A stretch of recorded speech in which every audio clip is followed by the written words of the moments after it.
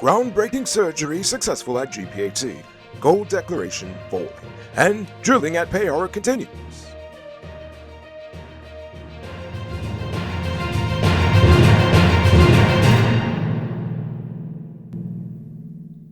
I am Rico Bulford, and this is Uncut News. To see news happening, send us a tip on WhatsApp at 592-659-6151. The Georgetown Public Hospital, in collaboration with the British Foundation for International Reconstructive Surgery and Training, also known as BFIRST, has successfully performed the first ever breast reconstruction surgery using tissue reconstruction techniques. The surgery was performed on a 54-year-old patient who had breast cancer 20 years ago, but has since gone into remission. The medical facility stated that through years of research, dedication, and unyielding commitment to patient care, it has achieved a surgical milestone that brings hope to countless individuals who have faced similar challenges in Guyana.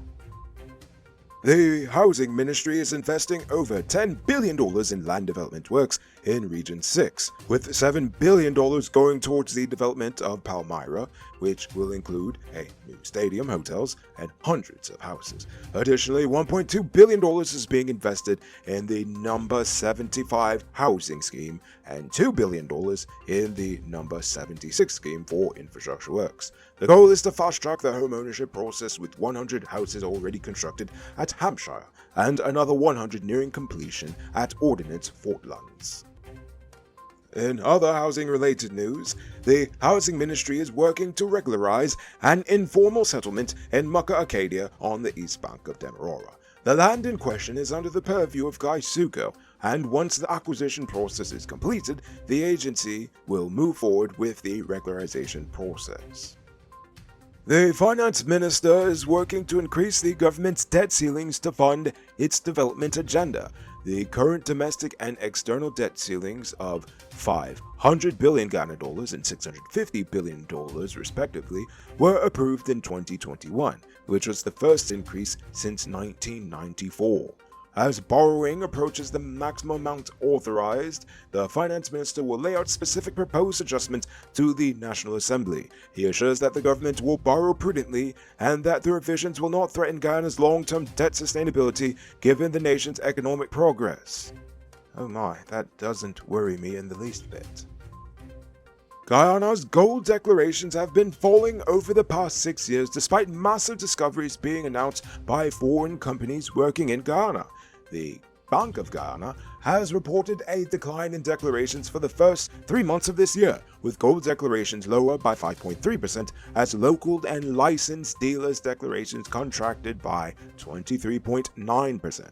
Data provided to the bank by the Bureau of Statistics show that revenue earned from export gold up to the end of March 2023 amounted to $43.9 billion or $210.1 million US dollars, which is approximately 110,000 ounces of gold declared during the first half of the year. The continued lower declarations have sparked concern among stakeholders as foreign gold companies operating in Guyana continue to announce mega fines. We're looking at you, oh my, just saying. These findings have been undermined by a failing sector according to the declarations made to the Guyana Gold Board.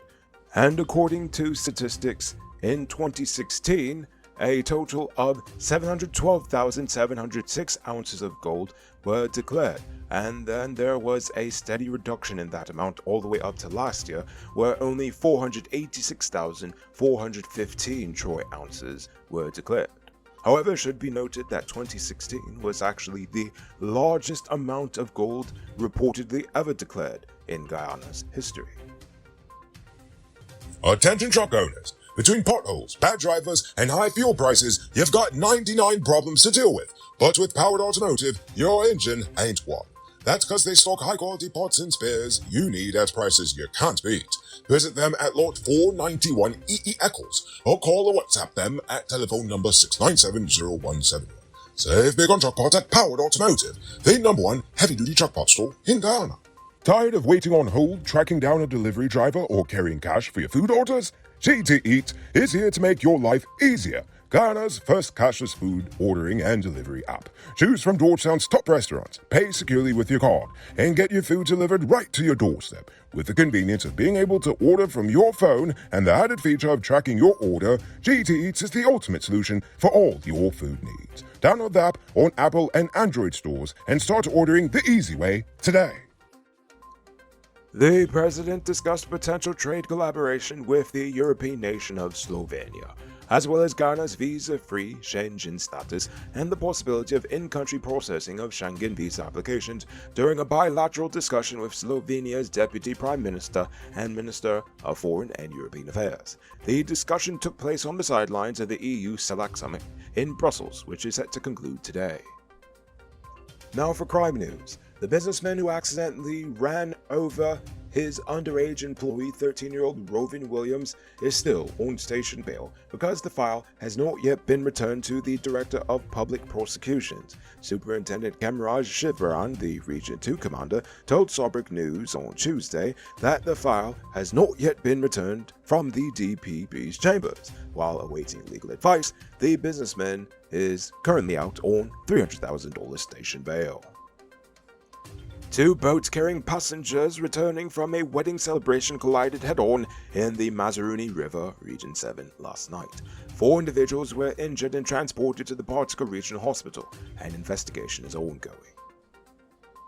29-year-old Sean Easton, also known as Shawnee, died on Sunday after being struck by lightning during a sudden downpour while returning home from work. He was found face down in a nearby creek with severe burns on his right side and was rushed to the Diamond Diagnostic Center, where he was pronounced dead on arrival.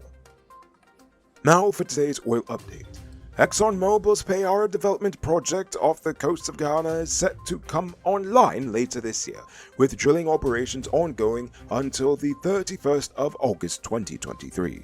The project will include 10 drill centers and up to 41 wells connected to the Prosperity floating production, storage and offloading vessel, which arrived in Guyanese waters in April. Production from the vessel is expected to push oil output offshore Ghana to over 600,000 barrels a day in 2024. Robbery season might be over, but the streets are still mean. That's why you need to get security for your home or business with Sheriff Security. Sheriff Security has well-trained guards, armed and unarmed patrol, Marine Patrol, K9 services. They speed even our drones. Why? Because your security is their highest priority. You've seen the rest, now hire the best. Hire Sheriff Security Service today. Now for our Uncut News Viewers Poll question of the day. Every day we pose a question about current events in Ghana, the region, the diaspora, and how you feel it was. Last night I asked, what do you feel is the greatest issue affecting Ghana today? But before we get to that, I'm proud to announce our latest addition to the Noble Army, Richard Singh, who is supporting us at the reporter level, the highest level of monthly support we've received so far. So thank you, Richard Singh. And also, a special thank you to David Griffith, Dion Nascimento, Project Zero, and Dimitri V. I appreciate you all. And if you're watching at home and you'd like to support our movement, just hit the link in the video description. Yogi Fresh says the fact that the British groomed a set of students to become bureaucrats, judiciary, and legislative puppets for over 20 to 40 years. It was carefully crafted decision to further wage economic warfare via the Central Bank of Ghana, which was private to begin with. You know, you are absolutely correct, but most people will refuse to believe that truth. Conrad Thomas says the people that are elected to represent us, they're not doing a good job looking after all Guyanese, and we have an opposition party that's not a good replacement because they have proven that time and time again. Now the big question is, who then are we going to replace them with? Are we sure the people replacing them are going to look out for all Guyanese? Oil isn't going to save us unless the money directly trickles down to all Guyanese. If we leave it to the government, they're going to give us enough to keep us voting for them. We probably need the Messiah to return to Ghana first before he goes anywhere else. Aha! No, we don't need a political Messiah. We just need enough of us to unite and push a people-centered agenda that balances rapid growth with economic justice. It's not easy. It will be difficult, but it is possible. Many other nations have done it before us. Look at Singapore, for example. Miracle Webster says the lack of job opportunities for recent graduates. True, they want to work you like a donkey and pay you like a junkie. Richie K says the garbage, it's unsightly. Indeed. Meanwhile, Barefoot Wanderer says a lack of proactive, skilled, trustworthy, dependent, mentally and physically able and stable workers is the real issue in Ghana. and that this deficit is truly slowing down the nation. I agree. And finally, Davy Samaru says poverty. Because Ghana has never been a poor nation. The people are poor due to politicians squandering all the profits from our natural resources. And if you think she's wrong, just look at the wealth gap between politicians and the working class. Oil is not going to make anything better because the government's not taking care of all Guyanese. If they wanted to, they'll have to start by renegotiating with Exxon. Indeed. Now for tonight's question.